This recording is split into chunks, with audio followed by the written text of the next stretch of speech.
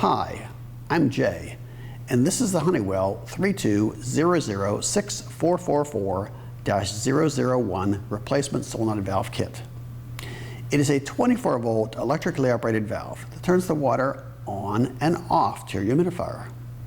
Included in the kit are brass fittings, a hose, a strainer screen, an electric solenoid valve, an orifice, and a mounting plate. The number of pieces in this kit that you will use will vary based on which model humidifier you have.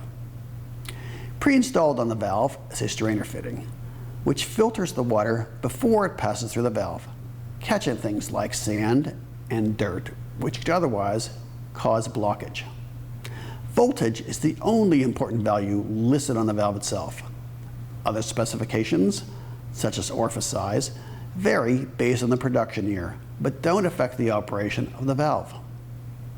On some of the newer versions of this valve, the body is stamped 1 for outlet and 2 for inlet. The strainer screen should be replaced every 3 years to maintain the correct water flow into your humidifier. This valve needs to be replaced about every 10 years, or more often if it fails and is stuck open or closed. Thanks for watching. For this and other parts, visit us at ontimedirect.com.